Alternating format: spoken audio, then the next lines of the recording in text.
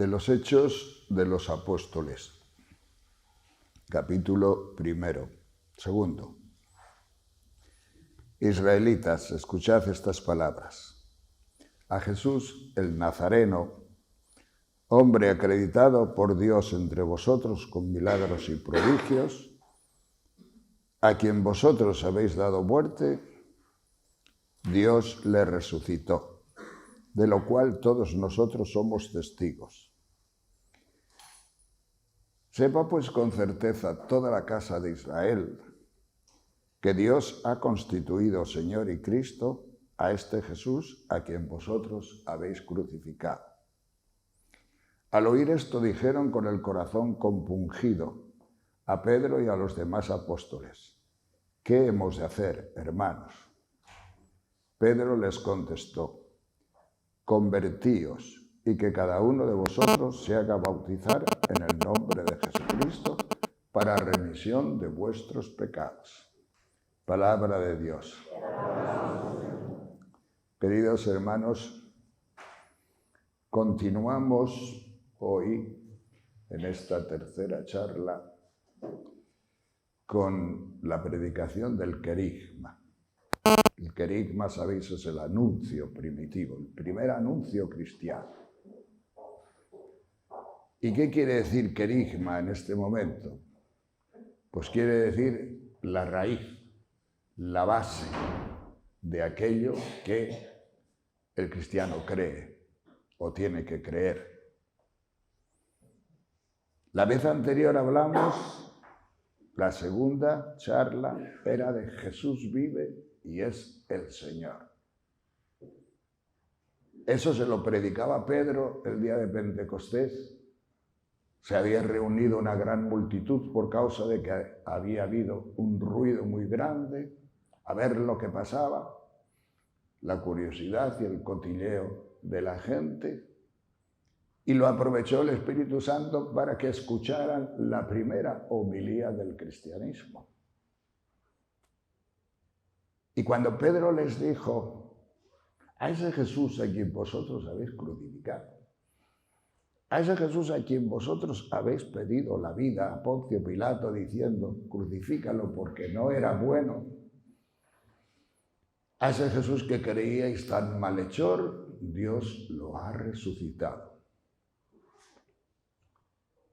Sepa pues con certeza toda la casa de Israel, sabed con certeza todos vosotros que Dios no solamente lo ha resucitado, sino que lo ha constituido Mesías, Señor y juez de la historia.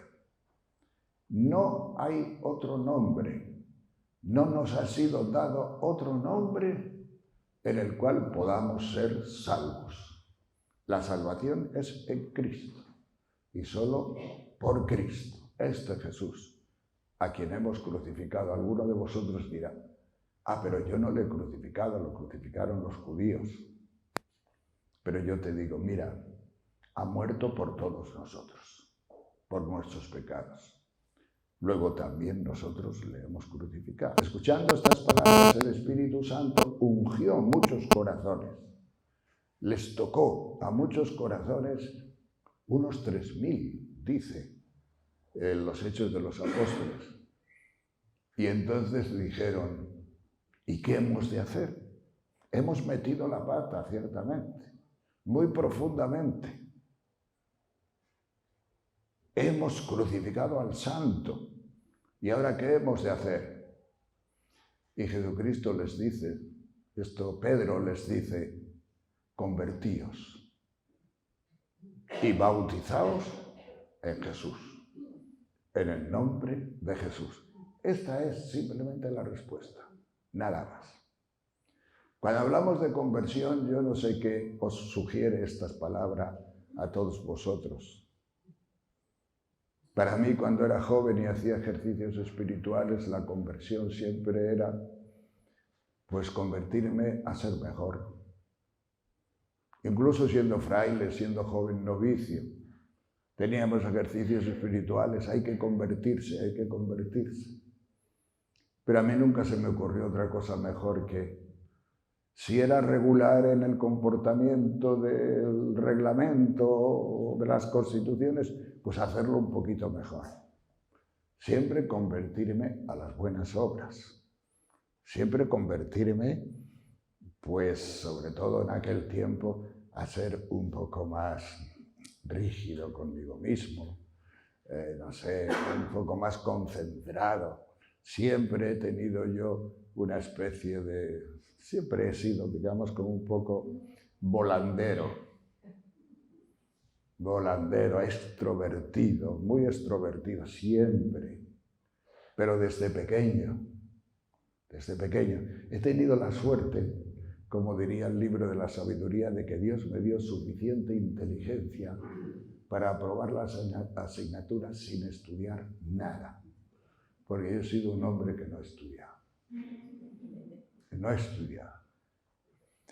Y tanto es esto que saqué una vez en sexto curso, no sé, matrícula en física y no había abierto el libro en todo el curso. Simplemente escuchando al profesor me había valido. Era muy extrovertido. Entonces, ¿convertirme a qué? Pues a la concentración, a ser un poco más concentrado, a no ser tan tan extrovertido. Pero nunca se me había convertido, que eso no es conversión. Eso no es la conversión. La conversión de la que nos habla aquí los Hechos de los Apóstoles es conversión a Jesucristo. Hemos matado a Jesucristo, ¿no? Le hemos matado. Pues ¿a quién nos vamos a convertir? ¿A las buenas obras? Si he matado a Jesucristo, yo me voy a convertir a Jesucristo. Voy a aceptar a Jesucristo. Yo voy a tratar de saber quién es ese Jesucristo, de entenderlo, de llegarlo en profundidad al misterio de este hombre que ha sido resucitado. Nada menos que al misterio de un hombre cuyo nombre es el único nombre que me pueda salvar. Bien. Entonces, la conversión es a Jesucristo. Y sin Jesucristo no vamos a ninguna parte. Es como aquella señora que me decía, mire padre, mi hija es muy buena. Va a todos los sitios donde hay penas, pero no va a misa nunca, no bautiza a sus hijos, no cree. Si es una señora que te lo dice así con pena, pues no le dices nada, o algo suave. Pero si es una señora que viene con reto, retándote, le dices, sí, su hija es muy buena, pero sin Jesucristo. Yo no sé si a vosotros os llegan estas palabras, pero yo ahora mismo, según las estoy pronunciando, tu hija es muy buena, pero sin Jesucristo, a mí en este momento mismo me hace temblar. Si yo fuera bueno, pero sin Jesucristo, ¿para qué me vale la bondad? ¿Dónde está la bondad? Hoy día, además, que no tenemos, digamos, fijeza de ninguna clase. No sabemos ni qué es la ley natural, ni qué es la ley eterna, ni qué son las leyes, incluso positivas, que nos damos los unos a los otros. Si no sabemos ni lo que es la Constitución española, porque la están zarandeando todos los días. Entonces, pues bien, algunas veces se dice, y todos vosotros habréis oído muchas veces, aquello de arrepentiros, arrepentiros. Pero no me gusta nada la palabra. ¿Sabéis por qué no me gusta la palabra arrepentimiento? Porque es una palabra que, vale, yo soy malo y me arrepiento. Pero si me arrepiento, ¿llego a ser algo? Tengo pecados y me arrepiento de los pecados. Pero después de arrepentirme de los pecados, ¿yo he llegado a algo? Bueno, pues un hombre sin pecado. Hay muchos budistas sin pecado, digo yo. Hay mucha gente en el mundo sin pecado que se han arrepentido. Un criminal se puede arrepentir, pero por eso tiene fe, por eso va a llegar a la fe. La palabra arrepentimiento es buena, pero en otra dimensión, porque se arrepiente el que ha faltado a la ley, el que ha faltado a las buenas obras, el que ha faltado a la convivencia, el que ha faltado, pero esto no es precisamente fe. El arrepentimiento no nos lleva a la fe. Si no tienes ningún pecado, no por eso eres cristiano. El cristianismo es otra cosa. El cristianismo es, y aquí lo dice con una palabra muy bonita, que aquella gente compungida, la palabra compunción, ¿qué será eso, verdad? Compungida. Yo lo he leído en esta Biblia que es la Biblia de Jerusalén. He ido a la Biblia Vulgata en latín, la que siempre se ha utilizado en la Iglesia desde San Jerónimo para acá, y pone también la palabra compunción. La Biblia oficial española, esta ultimísima que han hecho, no pone compunción, pone con el corazón traspasado. No me gustó. El corazón se puede traspasar también con una bala. El corazón te lo pueden traspasar con un cuchillo o con una pena muy grande que no tenga nada que ver con la fe. La palabra compunción es aquella palabra que se parece algo al arrepentimiento, pero procede del Espíritu. Es decir, la compunción es un dolor de corazón por el pecado que has cometido, pero al proceder del Espíritu Santo sucede una cosa maravillosa, que es muy importante para la vida del Espíritu, que no te produce culpabilidad. El pecado siempre produce culpabilidad, menos si te lo revela el Espíritu Santo. Si te lo revela el Espíritu Santo, te produce compunción. Sientes de verdad haber matado a Jesucristo. Sientes de verdad haber hecho mal a tu prójimo. Sientes de verdad no haber cuidado a tu padre cuando vivió. Sientes de verdad muchas cosas de tu vida.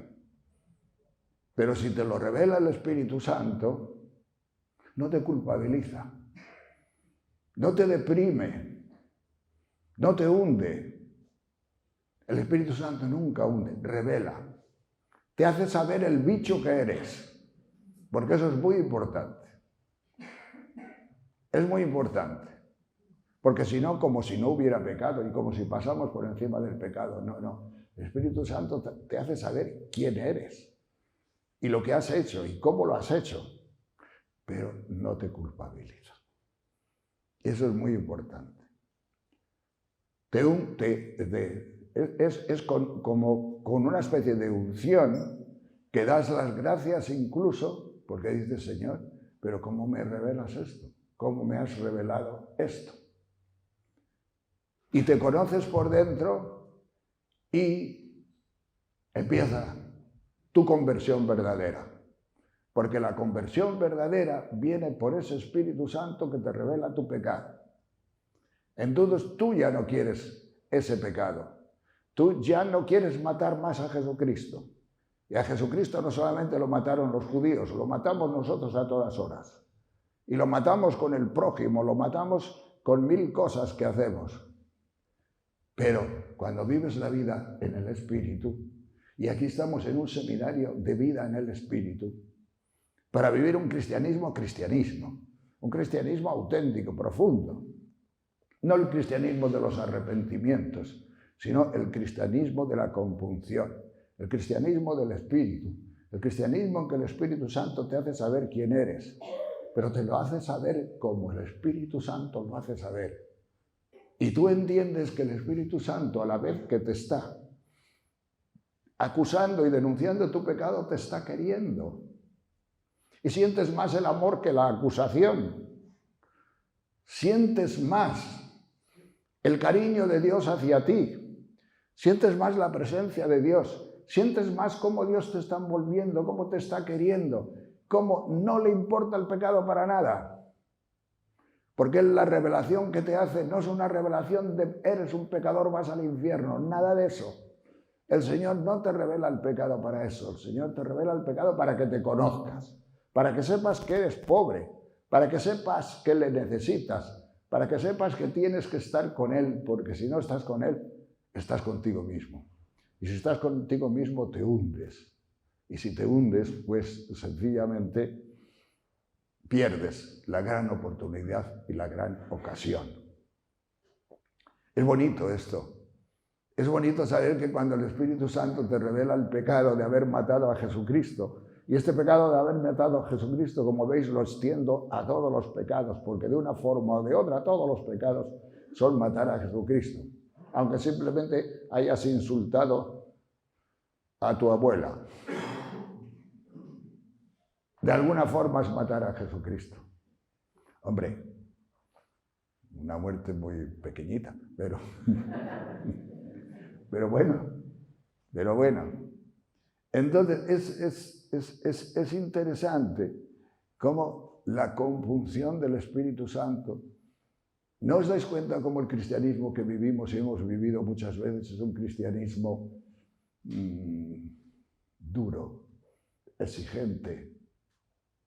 No es un cristianismo en que te sientes amado por Dios. Es un cristianismo en que te sientes juzgado. Es un cristianismo en que más bien tienes miedo y temor que otra cosa. No has sentido el cariño de Dios.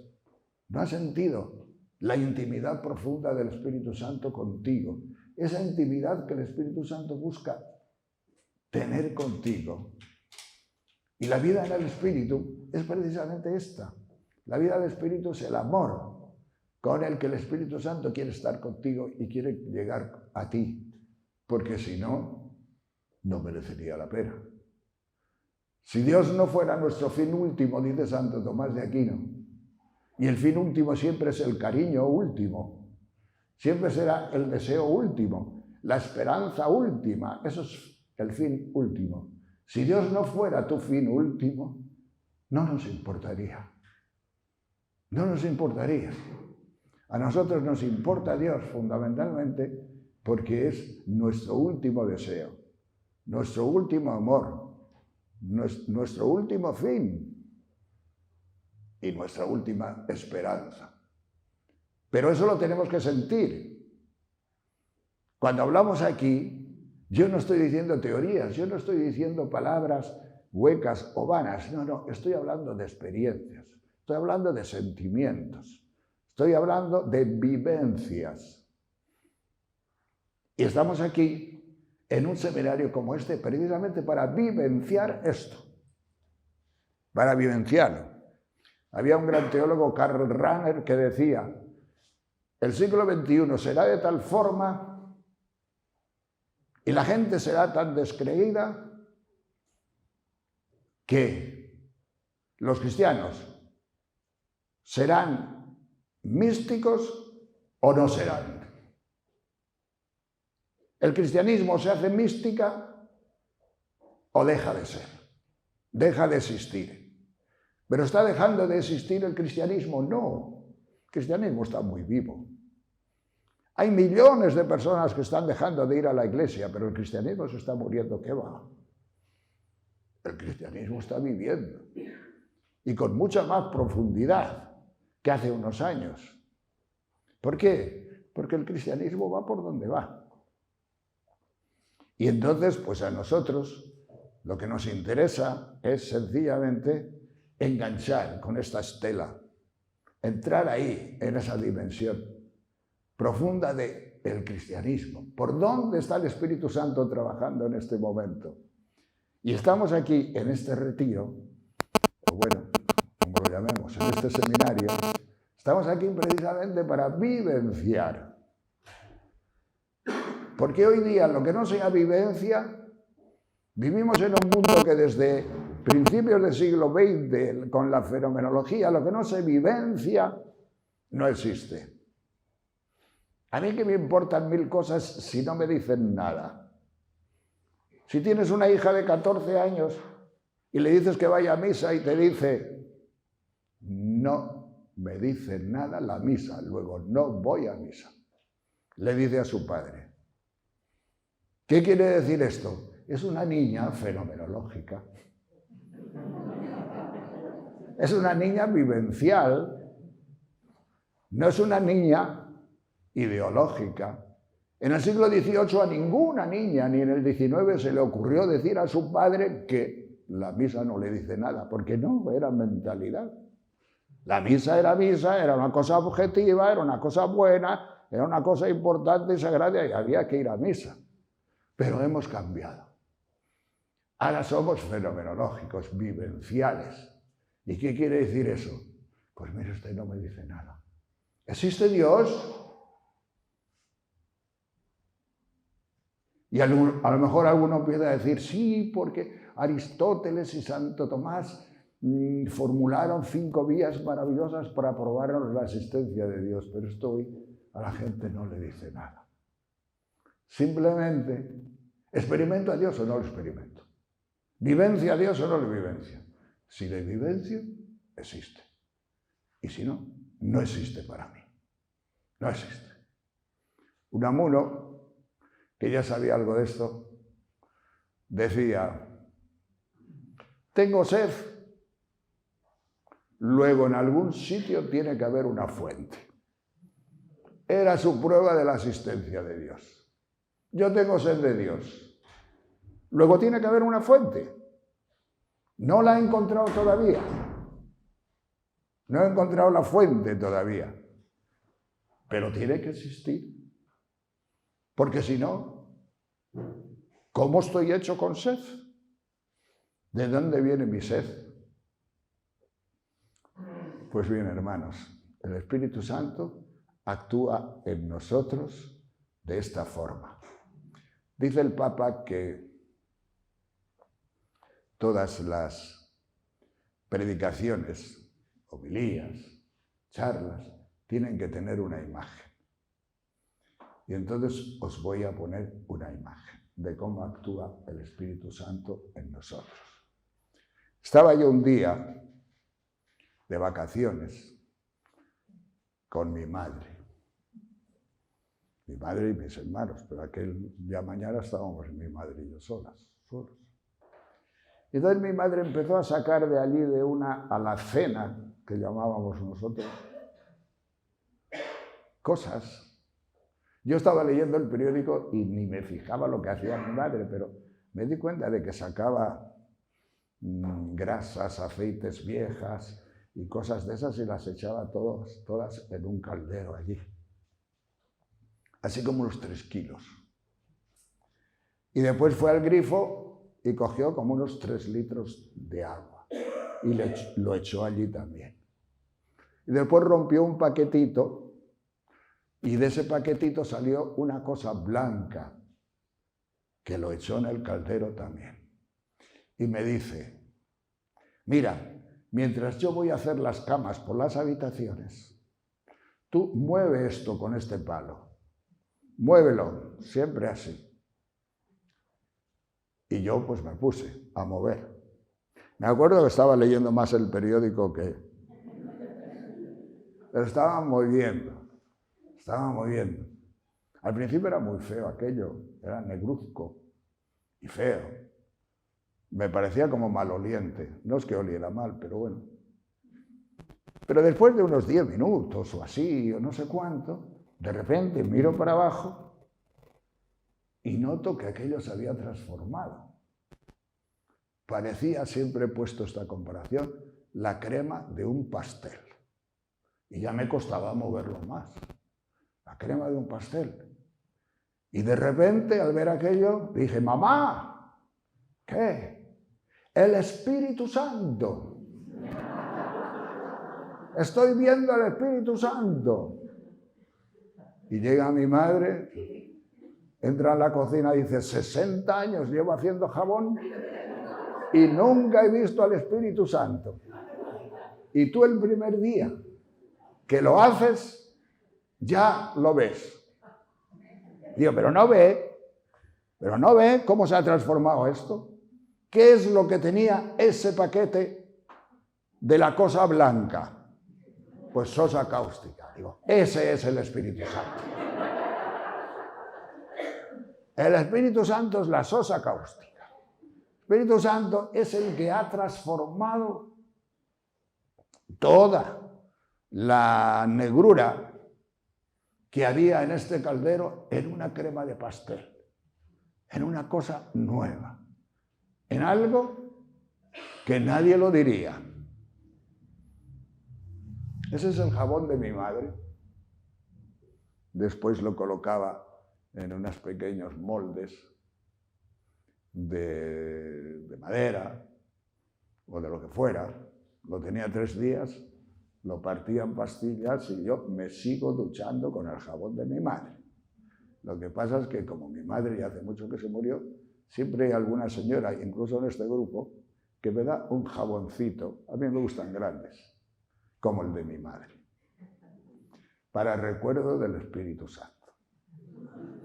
Entonces vosotros diréis, ¿y a qué viene esta imagen? Pues mirad, porque todo es gratuito, todo es gracia, todo es gratuidad.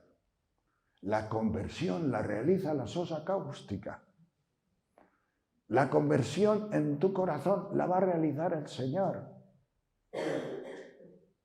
Tú puedes hacer muchos propósitos como yo hacía cuando era joven y os decía al principio. Puedes hacer muchas cosas, mucho.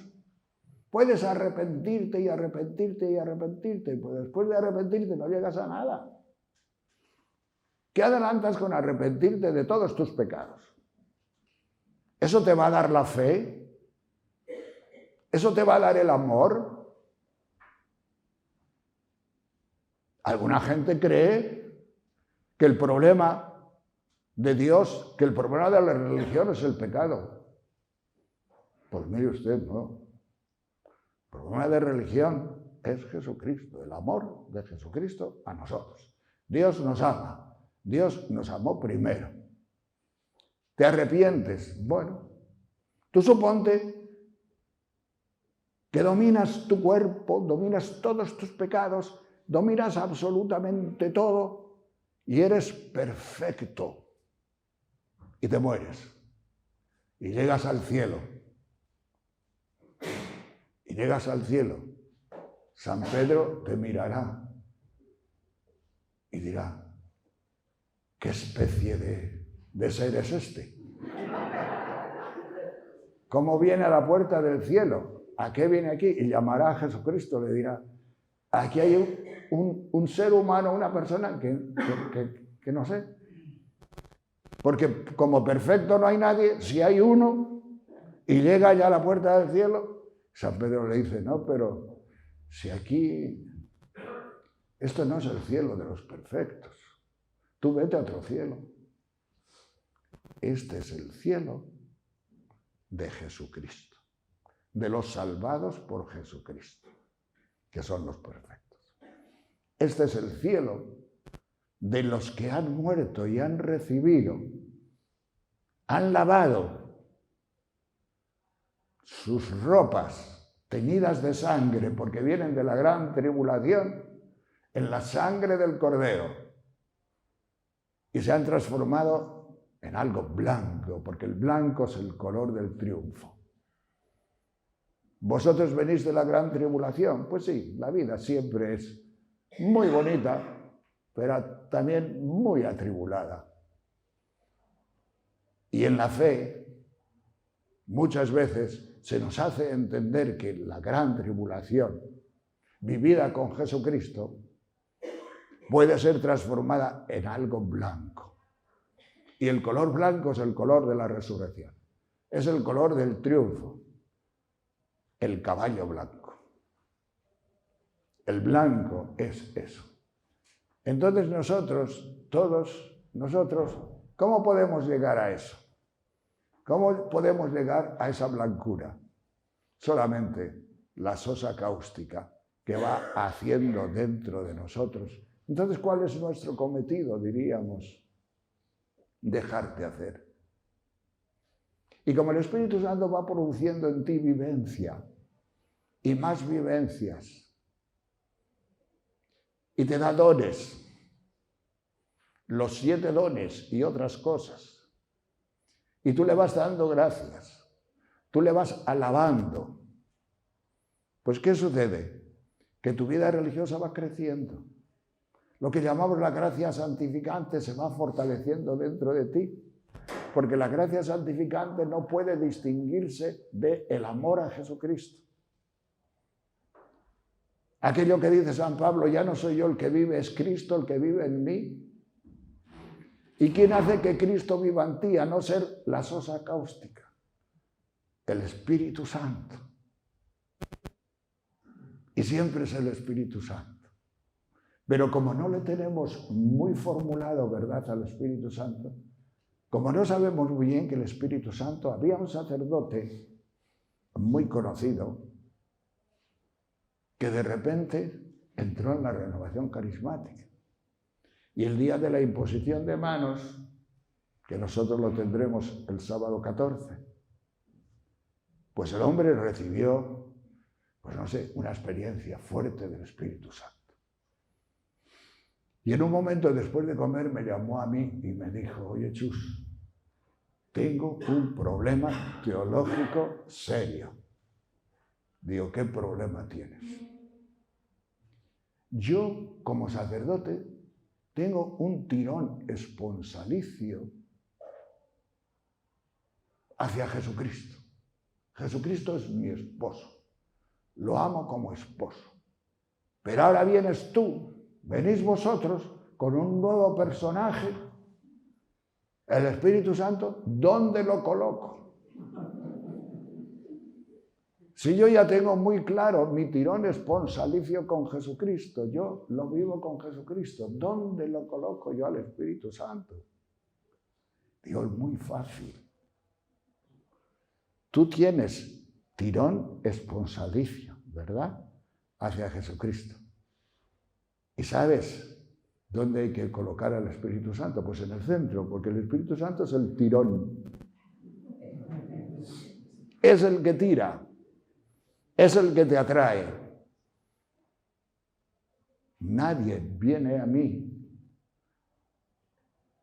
si mi Padre no lo atrae. Es una frase de San Juan en el capítulo 6 de su Evangelio. Una frase trinitaria. Nadie viene a mí, dice Jesús, si mi Padre no le atrae. Tenemos al Padre, tenemos a Jesús, hacia donde hay que ir. Y tenemos la atracción. ¿Cómo atrae el Padre? ¿Cómo te atrae el Padre a ti hacia Jesús? Pues con el tirón, con la atracción, con el Espíritu Santo. Por eso el Espíritu Santo, pues no solamente es tu amigo, es que, no sé, pero yo le pido al Señor que le reconozcas como amigo, que le reconozcas como esencial en tu vida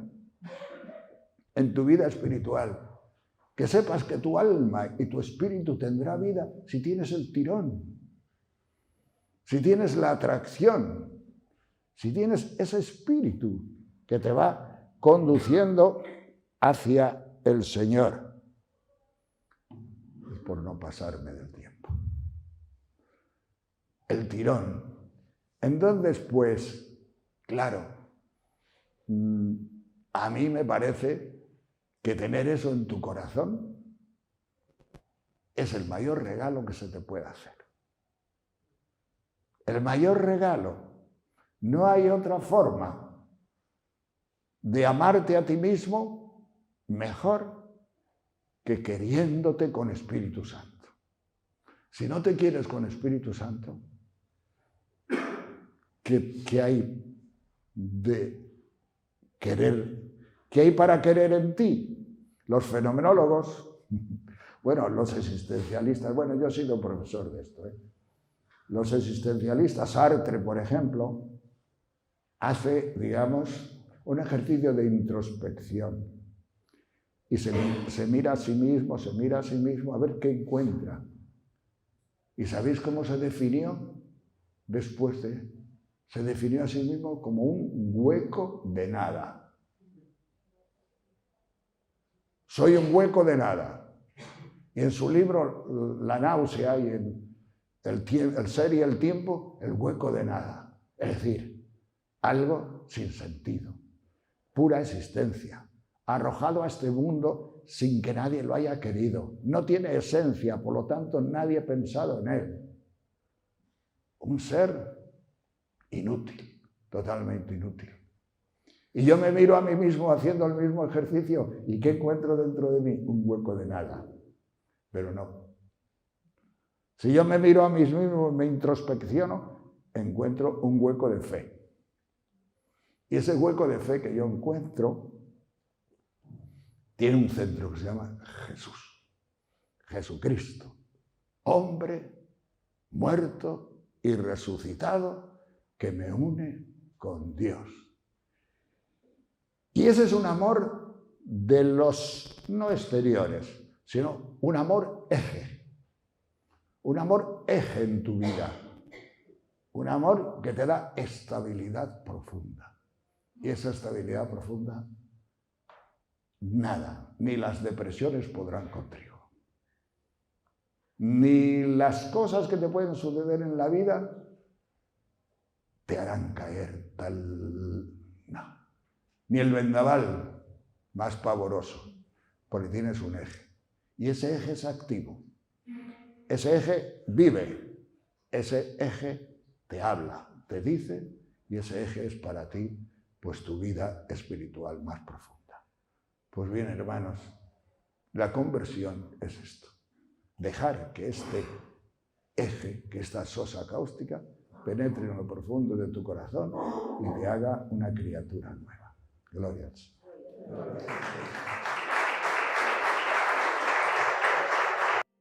Ven, Espíritu, ven.